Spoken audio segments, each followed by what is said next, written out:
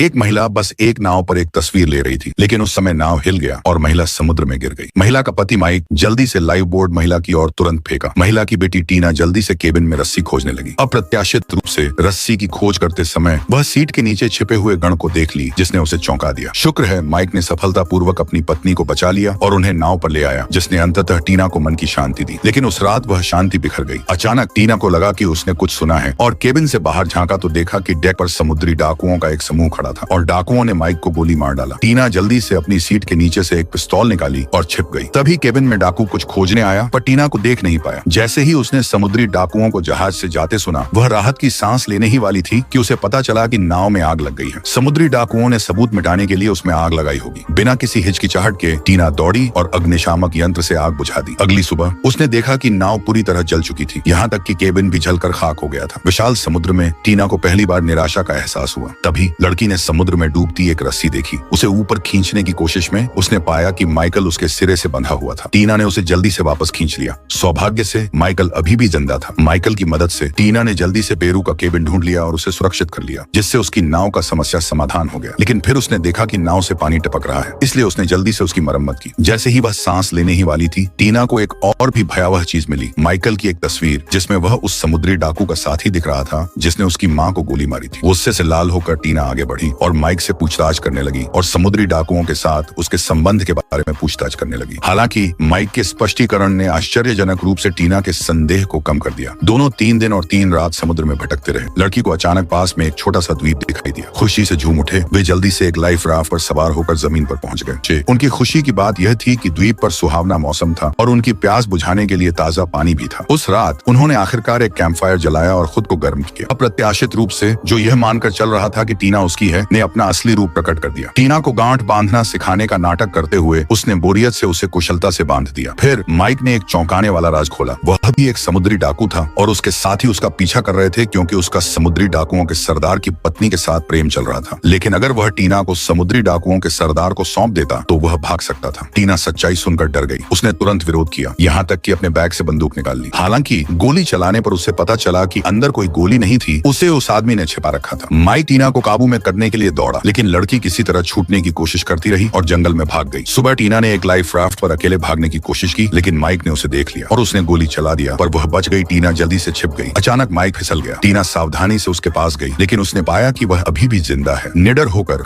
वह life raft में बेतहाशा आगे बढ़ती रही और आखिरकार वापस नाव पर पहुंच गई। थकी हुई टीना सो गई।